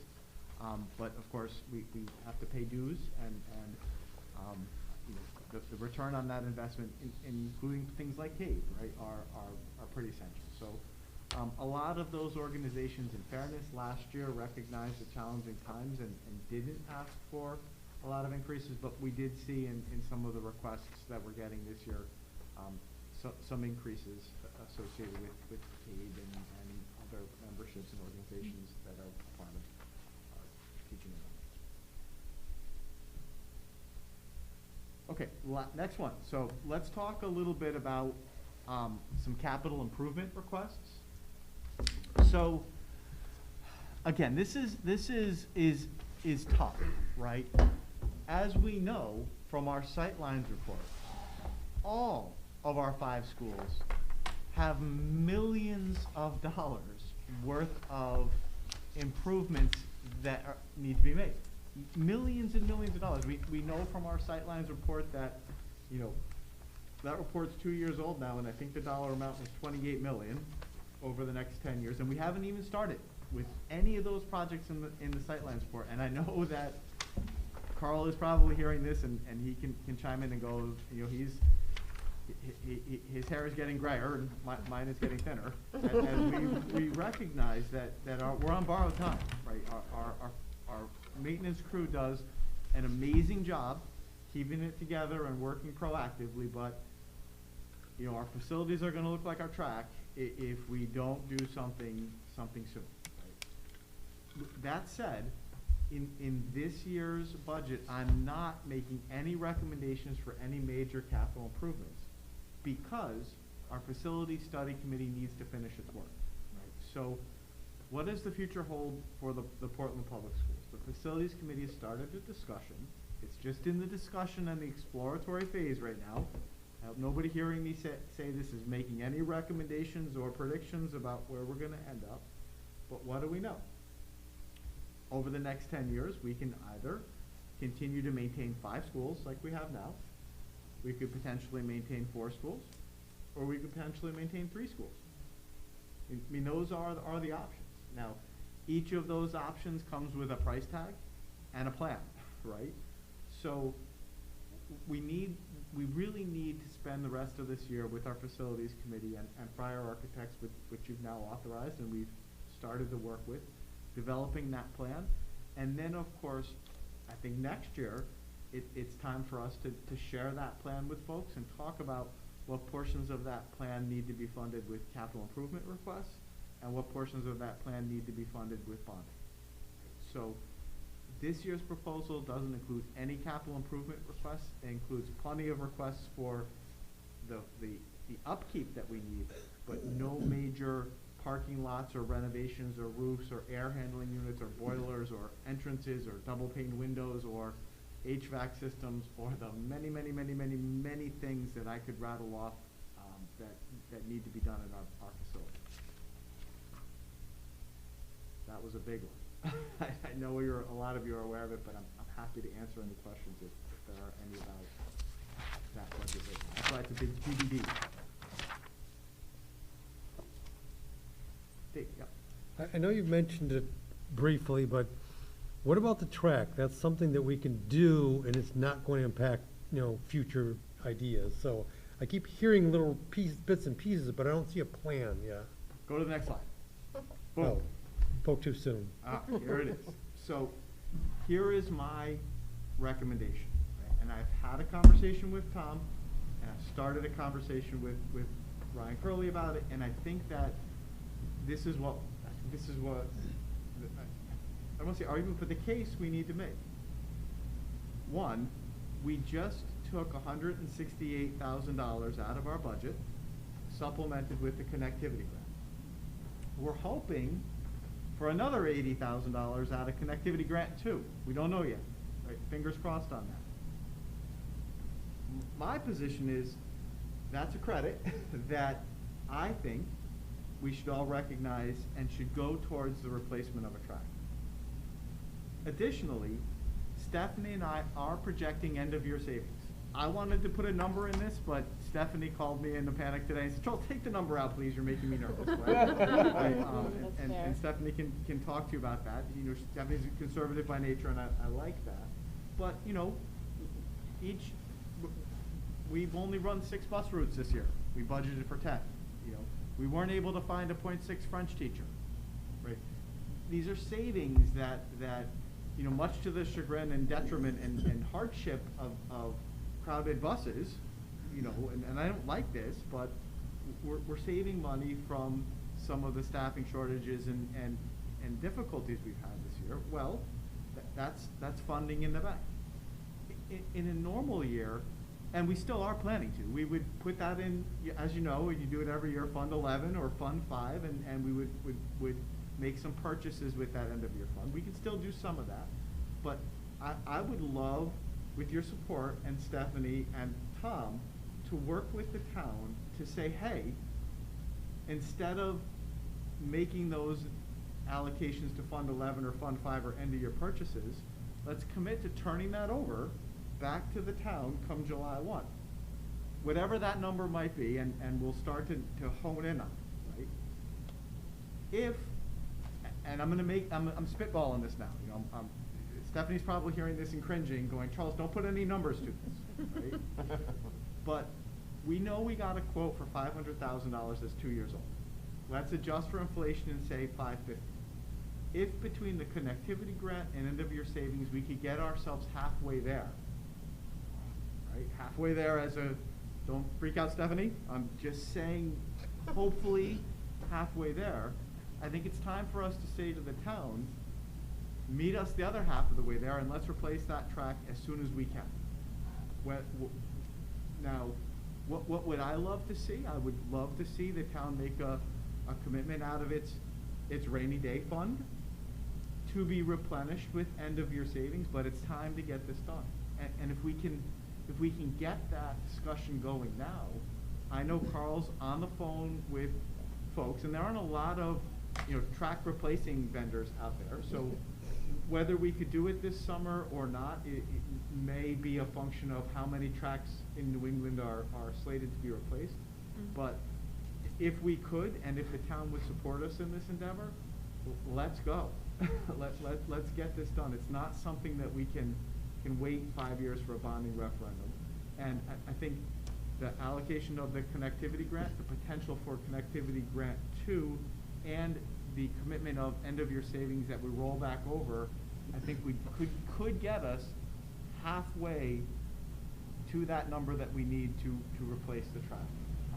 And I think it's time for me and for the board with your support, and for Stephanie and Tom to engage the Board of Selectmen and the town in a discussion about that, because, well, we want a track. I mean, it's just not usable at this point. I was just say, what is Ryan's plan? Because, one of his campaign promises was the track, so I would assume he has a plan in place to help us get there. Look, I've had conversations with Ryan. He knows the need. He sees it, and of course, he and I have explored, whether there's any state bonding or other things. Unfortunately, we've come up short there. But, I've felt Ryan and heard Ryan say that, yes, he clearly sees the need for a track, and I believe if we work together and identify under-year savings and, collaborate, we have a really strong chance to get this done. I know there's support for it. I know last year, I don't know if it's this year, I'm off on the budgets, but I keep asking, and I haven't heard yet, that we got excessive revenue one year, $800,000, and we bought, new dump trucks and things like that. I would assume that unless something's fallen off the earth, that we had another excess of some number, and it should be our turn to get something out of that, I would think. I don't know the numbers, and I really haven't heard anything. They kind of keep that stuff quiet in the Board of Selectmen meetings, but, wish we could, they could share that information. You're talking about the fund balance for like? Yeah, the revenue, rainy where day? we, Yeah. excess revenue versus costs. Yeah, has it come You're up? not talking rainy day fund, you're talking. No, the rainy day fund is already there. This is, it would add End of to the it. year, at the budget savings, money Yeah, that's not yeah. spent. Yeah, it would add Oh, to okay, it. town. yeah, retained Yeah. from actual. Yeah, I remember the meeting last year, or Yes. whatever, the year before, where they had I remember 800 that. and they had it allocated to spend on different things. Yes. Yeah. So my only question, because I hear what you're saying, Dave, and I agree that the track needs to be a priority. My only concern about this proposal is what happens to our Fund 11, what happens to our maintenance fund if we are promising to turn over our, whatever revenue we have left over at the end of the year, or whatever, budget money we have left over at the end of the year. Stephanie, do you want to chime in on that? Exactly my question. Yeah. Because you don't want to strip ourselves, we have to have something in the cabinet. My anticipation is still to do the transfer in Fund 11. Okay. The lunch fund, we have a little more leeway with, because there actually is a cap for the state that we can have in there, and because of all the funding that we're getting from the state, free reduced, we're getting close to that cap in there, so I'm not too concerned about the lunch fund. Fund 11, we've done a few repairs here and there, but we still have a decent amount in there. But my plan was still to make some sort of transfer into there. And like I said, when I work with the end of year dollars, that's when, we can decide how much we want to allocate to where and when. Right, right. So savings beyond what you would ideally like to transfer into Fund 11 is what you're recommending returning to the town. Right. Right. Thank you. I think the max we did was last year, 100,000. The year Yeah. before, I think we did 75. Right. So, there's not like a set amount that we have to put in. So if for sure 25,000, we say that we're gonna save the town, then we can do $75,000 transfer from 11. But I never had any intention to not put anything Okay. in there at all. Great. When the quote was received in 2020, had there been, at that point in time, I'm trying to remember when my kids graduated and what the track looked like. At the time of that quote, was the track already, unusable? already Was there not. ever any money, was there ever any Years ago. plan There was some- for track maintenance, because one of those things is as soon as the track goes down, there should be something that, is kind of held for, because it's no different than any other buildings or grounds. As soon as that track goes down, it starts to wear. Right. Correct. Right. So there wasn't anything really Well, set. there was some repair that was done, I don't know, 4 years ago, I think it was. They It was- did patch it a little bit. They did some patching, and that there was an option at the time for a larger outlay, and the town wouldn't give us that money. They wanted, we had a window project that was being done, and the money was allocated for that, and there was a suggestion that we would put that project on the shelf and dedicate more towards the track, but the window But project. that window project was affected necessary health and too, safety of right. students on a daily basis. So. No, the ask was there to the board at the time, and they said no. So I hope with this board, I know Ryan, he's personally told me that he's committed to seeing a solution for the track, and I think he will do everything in his power to work cooperatively with us, with his Board of Selectmen, to try and get a solution. I really do. I don't know if this is exactly the picture of it, but I think this is a great path to go down, and I think we're going the way we need to go. Well, and it's a loss for our students, but it's also a loss for the community, because I've seen plenty of posts So about many. the condition of Yeah. the track Mhm. by seniors and parents with small children and carriages that are wanting to get out and exercise, and they can't use the track. So it's a loss for everybody. Yeah, and my opinion of this is assuming you all adopt this and it becomes your budget, we leave this slide here, and Sharon and I present this to the Board of Selectmen during our budget workshops, and the conversation is absolutely happening. I've spoken with Ryan about it, he knows about it, I know the Board of Selectmen, everybody is aware of this need, and I do believe that it is now reached that priority one status in the town. So, let's definitely do her magic and work with what we can and make sure that, we fund the things we need, but instead of, again, making large contributions to Fund 11 or Fund 5 or end-of-year purchases, let's let some of that roll back so that we can help offset the cost here and make this a reality. Hey, Charles, my other big concern is, I've been here for 6 years, and that number keeps growing Correct. huge. The last time it was 450, before that was 400. It's going up like 50,000 a year, whatever, some crazy number. So if we don't catch this thing, it's gonna be out of control in 2 years. Yeah. It is indeed. I mean, labor costs, if you can get labor, supplies, everything. All of You're right. Inflation is real. Yeah, But I think that the iron's hot. yeah.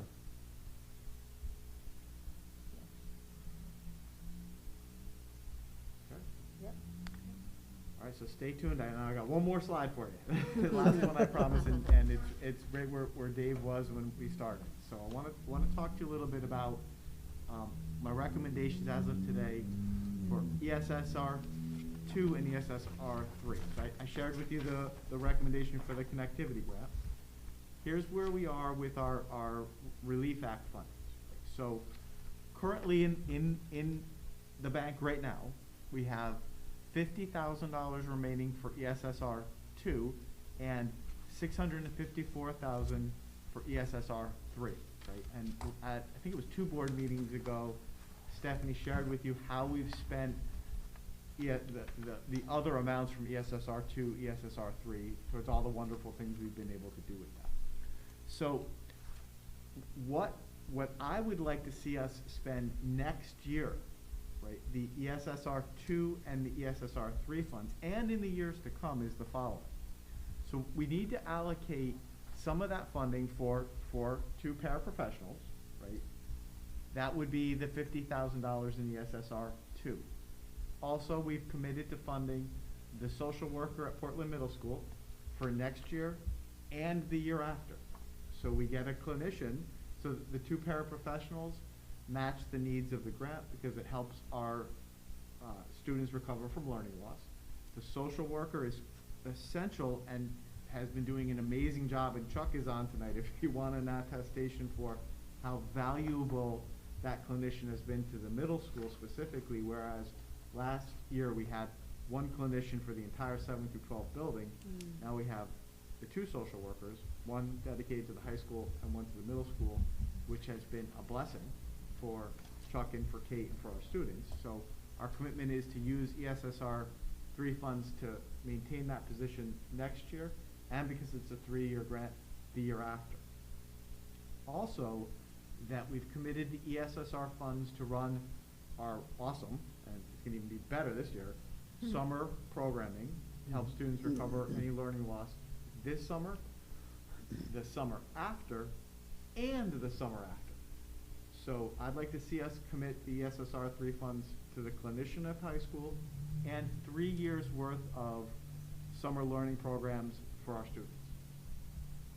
Even after we do those, I believe, outstanding allocations, we still are gonna have $312,934 remaining. My recommendation tonight is, let's sit on that money. It's a 3-year grant, so we had this year to spend it, next year to spend it, and the year after to spend it. My recommendation is not to spend it for one obvious reason: the pandemic's not over. Right? Let's just recognize Omicron is ripping through us. What's the next variant? You know, let's get out of the pandemic first, and God, I hope we don't have to open the PVLA back up or go back to remote learning or any of that stuff. And we're doing really well, but let's be smart and recognize that the pandemic's not done. Let's keep some fuel in the tank in case, whatever comes after Omicron is bad, right? And if what we hope is that the pandemic goes away, well, we still don't have an entire picture of what additional support our students might need in the area of learning loss or social emotional support. And we're in the middle of a major facilities modernization plan. This funding certainly could be used at some point after phase 1, develop a plan for potential how to begin operationalizing the plan over next year or the year after.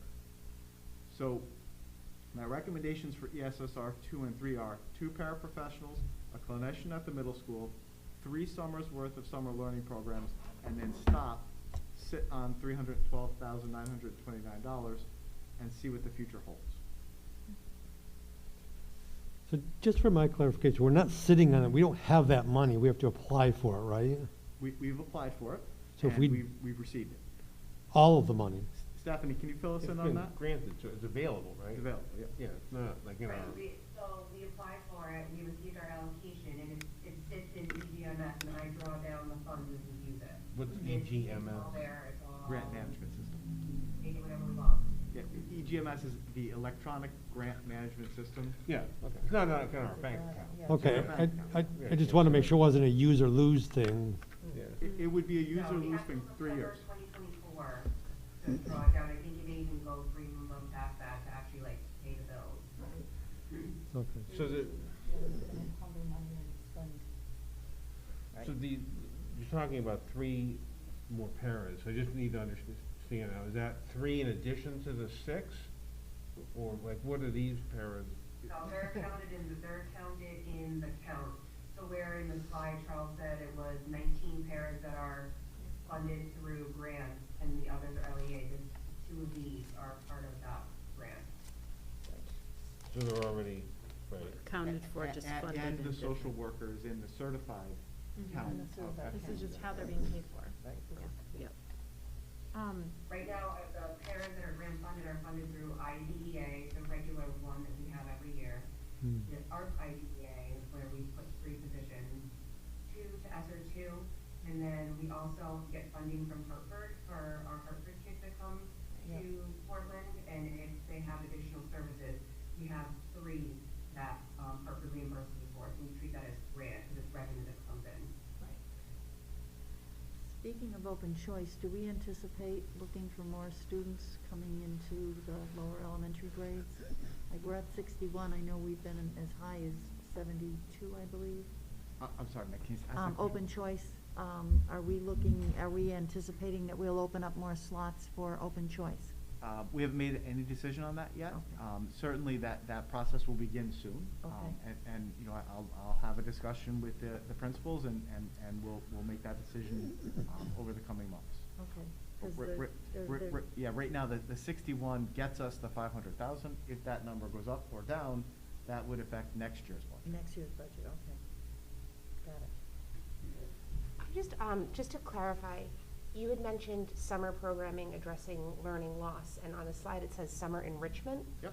So I just want to understand, are we talking programming that doesn't just address learning loss, that actually is for kids who are already on grade level and stuff? Yes, so what we did, actually we did even before last summer, before the pandemic, we did one universal program for all students. Right. And that was the online summer learning plans that our teachers developed, and we allowed the students to take the Chromebooks home. And we saw good participation, largely, dropped off by grade level, K-3, and then it started dropping off in high school. We didn't have a lot of participation. But we would certainly want to do another universal summer program that involves summer learning plans online, right? The second layer of that would be for students we identify, and that was the summer literacy program that we ran. And then, if you remember, we ran the program at the high school. And did you have good results from the literacy program, if you were looking at how the children progressed in terms of their reading ability? Good question. I don't have that data for you, but that's certainly something I that. totally forgot about that. Yeah, that are, if you remember, we had two outstanding summer learning program directors. We could, and I know they kept track of the students' performance through running records and other assessments. That would be a great they thing were to doing. see at maybe a future meeting. Be a great thing to see. And, it's a very exciting part of the spring when Eric and I, the principals, sit down and design this. So, we're gonna learn from our successes and build on those from last summer, so that, this summer will be even better, the next summer will be even better, and then by the third summer, we're really gonna be knocking it out of the park. So, and it's nice to have this funding source. And by the way, we're required to use Stephanie's at 15% of ESSER 3 for summer intervention programs? 20%. 20%. And I just took the total amount and I divided it by the 3 remaining years, and that's basically, I think it's about $50,000 a year. It was in my document that I gave last quarter, how much is allocated between, which is plenty, because that's around what we spent for this year, this summer. But we'll certainly share those plans with you as we go into the spring and design them.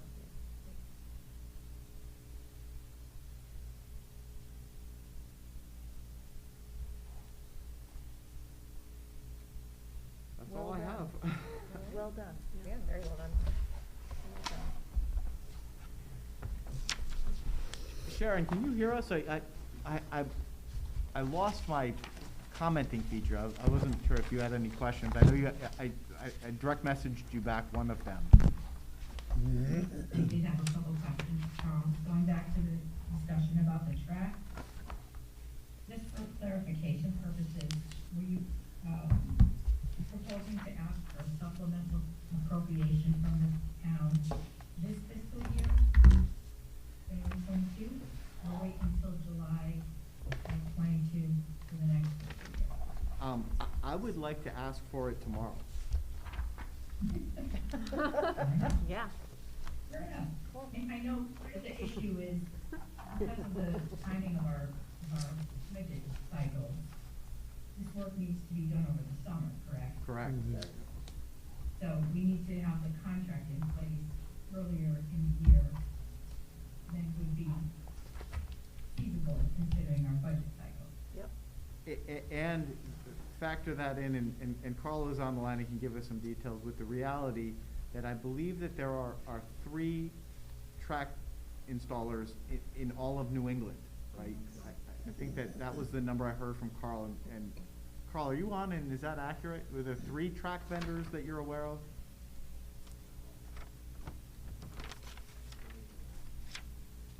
Carl, you're muted if you're trying to talk. Can you hear me? Yep, we got you, yep. So, to my knowledge, there is approximately 3 track building companies in the tri-state area, okay? Even up into New England, Cape Cod.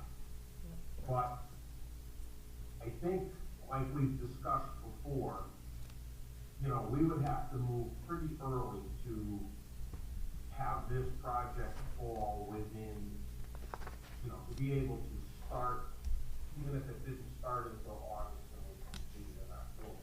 Because the weather plays a big part as far as finished work with temperatures, like putting the rubber down on the end and everything like that. If I remember correctly, they need a 45, 50-degree night to do that type of work. So you know what we start dropping off once we get to the end of September, you're not guaranteed that kind of work.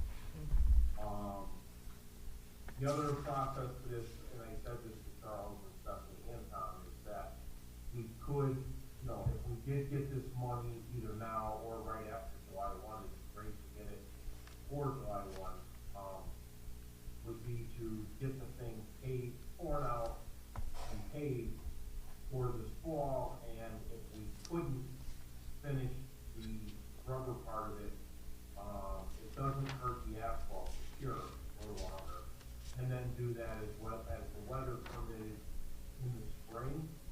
Or, you know, even one of the track companies told me that they could paint the white lines on it or something like that, just so it gets the practice on it. And then when the weather permitted in the spring, or we waited till the end of the season, in June, then we do the finish work for July. If that makes sense, I don't know if anybody has any questions. Thank you, Carl, that makes sense. You gotta understand too with these costs, I heard Dave saying earlier that, you know, this cost was here in 2020 and now we're in 2022. One thing that does drive cost of asphalt is fuel. High fuel costs raise prices of asphalt sometimes significantly because the fuel-based product.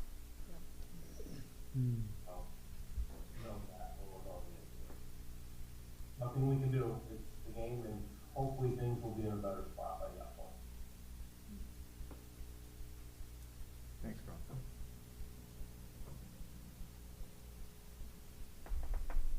Any other questions on that or no? Thanks.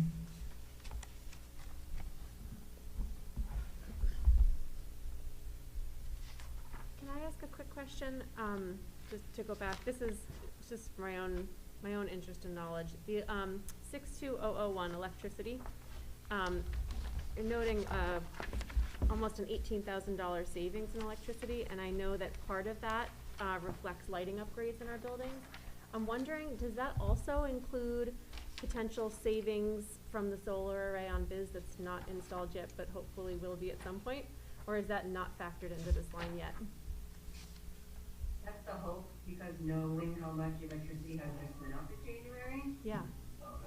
a decrease there does make me nervous, but knowing that I've already seen at least a few of the bills from Valley View, the savings that we, just from the beginning of the year, of the summer to now, I assume from the lighting upgrades, you know, I'm hoping they offset each other.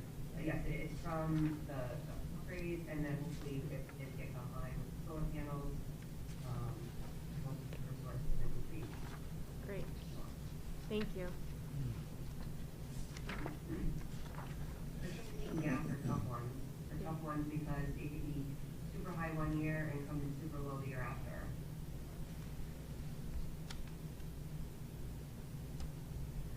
I had one other kind of line-specific question that I noted that library books were cut in, I think, in 3 of our, or 4 of our 5 schools, and I was just curious what the rationale was, or why, you know, how that had worked out.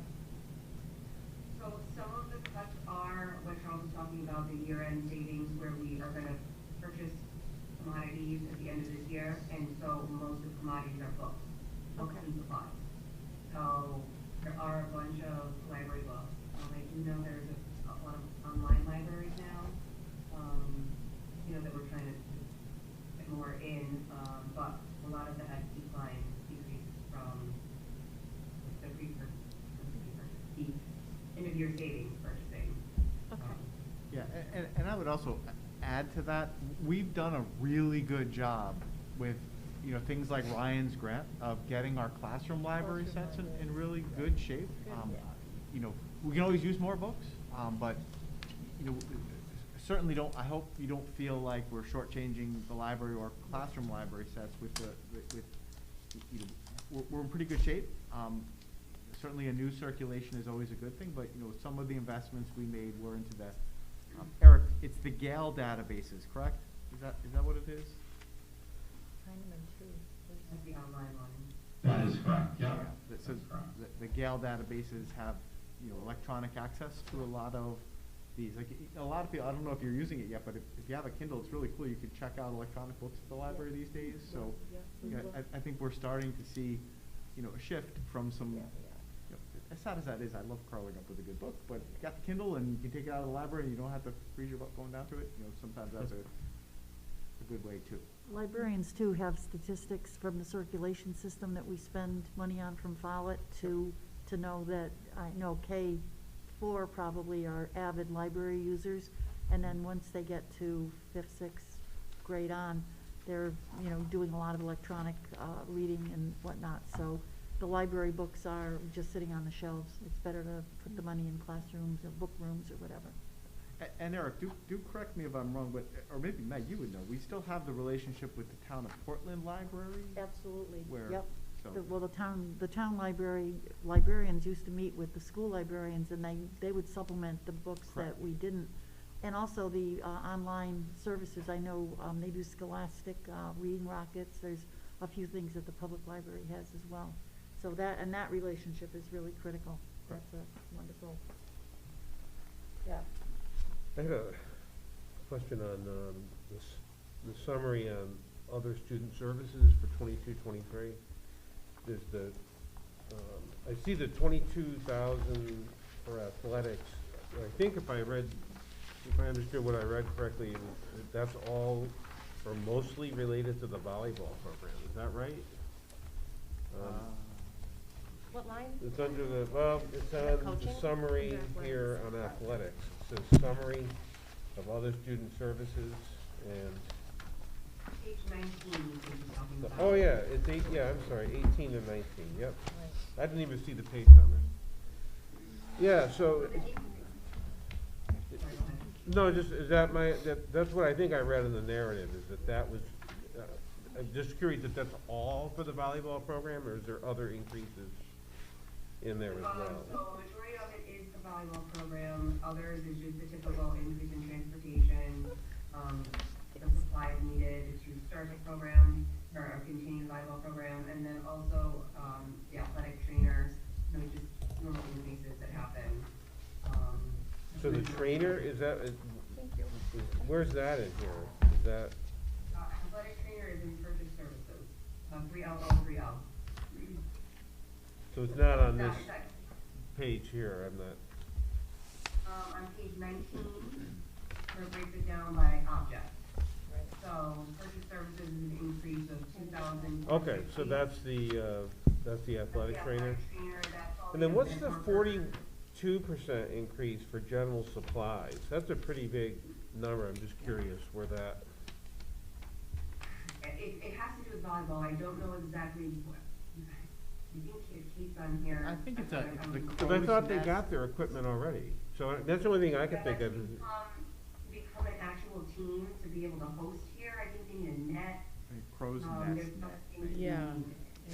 Kate explained this to us, this was several months ago. She was saying that when we expand the program from just the JV team to a varsity level, that we needed very specific equipment in order for our students to be able to participate. And you have to Kate, have you're on the- here, right?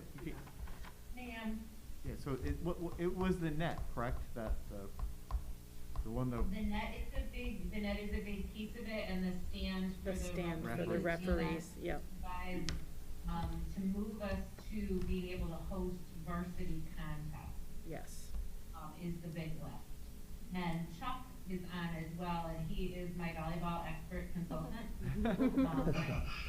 Yeah, so, in terms of the volleyball nets we currently have don't gain any tension, so the kids were not practicing anything that they were able to play on. So when they would go for any away games this year, nothing they would be able to maintain in in our gyms currently was able to mimic that.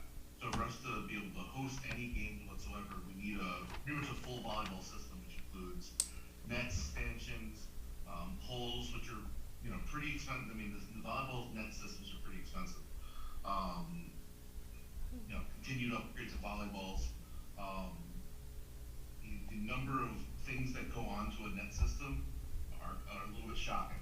And then the last of one being the ref stand, which is required for any CISC endorsed volleyball competition. We can't build one of those in shop class? It is so fun though. Volleyball is great. But I'll tell you, the kids this year, I probably went once a week to help out the very Tobias with the team, and I actually ran a intramural using a lot of the volleyball players and the girls, and I'd say I got 20 high schoolers that came to influence another 20 8th grade girls that want to play volleyball next year. This is going to be a really nice growing program for the district. That's great. So these aren't costs that are gonna continue into following, you know, future No, years? this is a one-time purchase.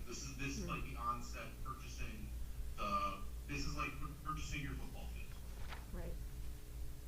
You know, this is the track for volleyball. Except you can't purchase a football field or a track for, what, $8,500? Right. Is that, maybe that's what you're talking Well, about, it's a yeah. much cheaper thing. Yeah. I think one thing I've talked with Carl about is getting stanchions moved so that it's more in line with the basketball court.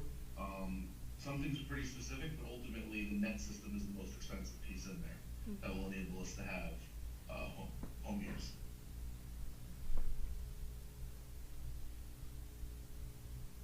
Just out of curiosity, how many kids does this include that are now either potentially playing or playing? Because I think this really enlarges the number of opportunities for athletics for kids that wouldn't maybe necessarily have played. When there were, I think there were, at one point, there were almost 30 kids total at the high school. We can coach by one AV coach. And when the intramurals at the middle school, kids that were interested in looking at volleyball in the future, it combined those 7th and 8th grades, but there were 25 kids that signed up. Wow. Yeah, we ended up with, this is Kate, we ended up with about a net of 28 new fall athletes. Wow, Who super. were not coming from other sports. Totally fantastic. That's great. Yeah. Is there? And same thing, when I surveyed the middle school kids, of the 20, the 18 to 20 that signed up for intramurals, 2 of them played soccer. Okay. The rest of them didn't do a fall sport. So just creating that opportunity is phenomenal. Thank you. I have one other question, probably for Eric, if he's available, or Stephanie or you, obviously.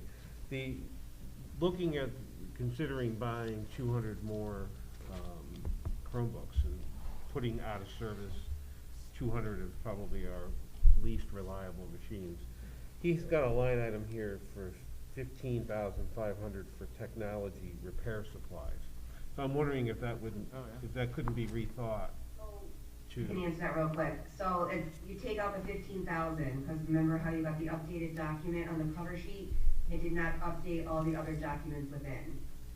So the 15,000 that Charles spoke about in the 600 line is that. Oh. So you would cross that off.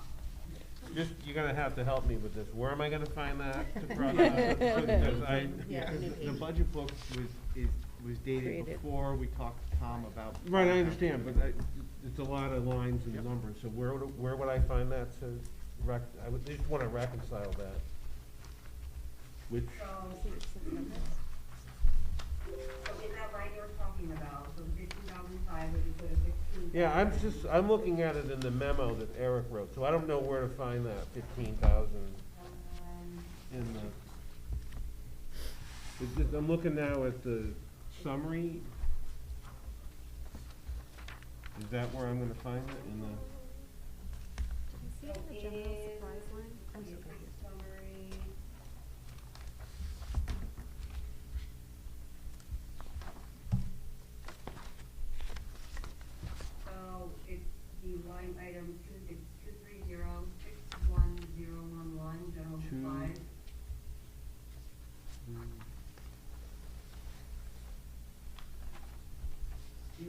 that 15,500. Well, I don't see it, I don't see, You what's? looking at his memo? No, I will now, yeah, now I am. So the memo under 2022-23 technology budget. It's number 4, Tim, on that memo. That line would be reduced to 500. No, I do see it on the memo. She was referring to somewhere else in the budget book, that there's some line item that. On page 24, So it would be page 23. 23,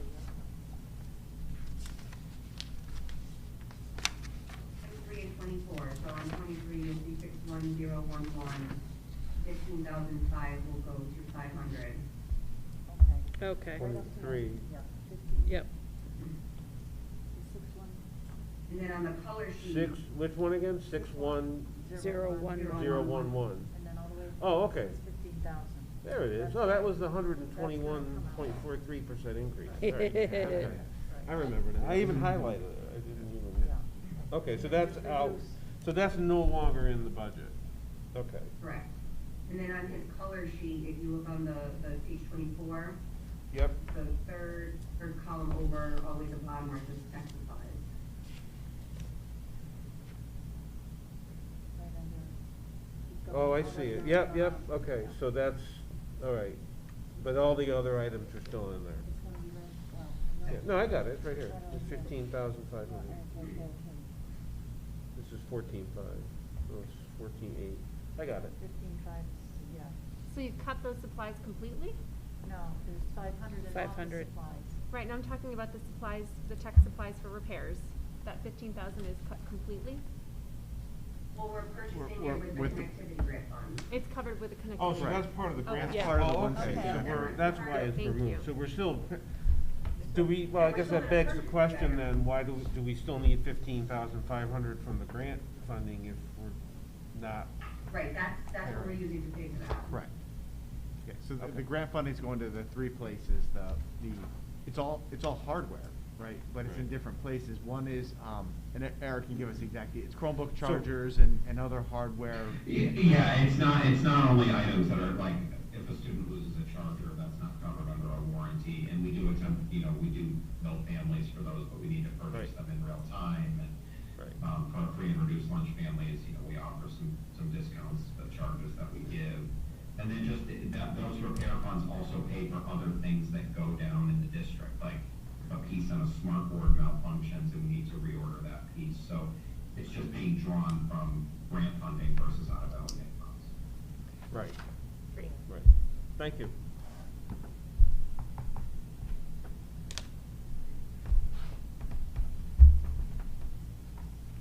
Sharon, I had just a quick question.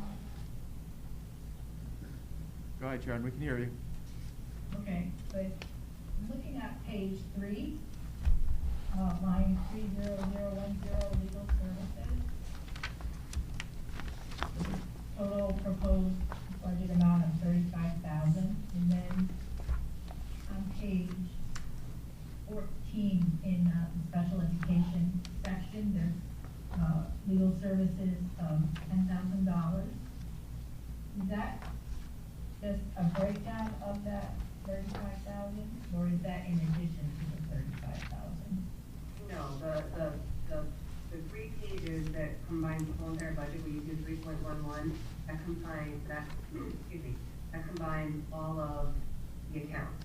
So that 35,000 is made up of one piece, dollar amount, and then the other portion is the central office side. Got it, thank you.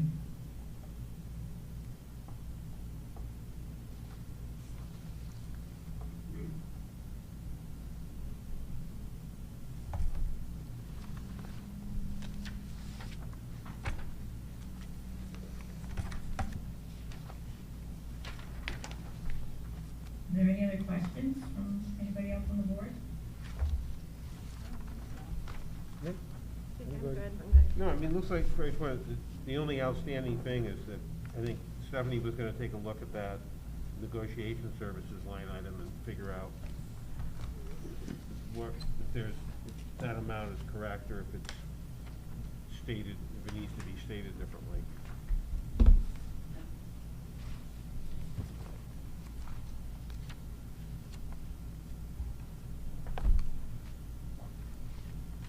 So,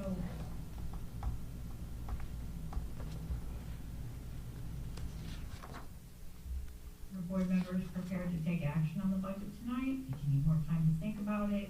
How did you want to move forward from here? No, I'd like to think about it and just to get that information back on that increase in negotiation services. I don't feel like I have any more questions. It just feels a little premature to take action tonight to me. Okay, well, we're scheduled for another meeting on the 13th. Right. So I guess, if there's no further question or action that the board's prepared to take, is there a motion to adjourn? I'll make a motion to adjourn. I'll second that. Any further discussion? All in favor? Hi. See you next Tuesday. Thank you, Stephanie. Thanks, everyone. Have a good night, stay warm. Hopefully there's no burst pipes in your house. Don't even say that. I know. Would you suggest that we, if anybody has any further questions and wants any further details, that they contact Sharon and see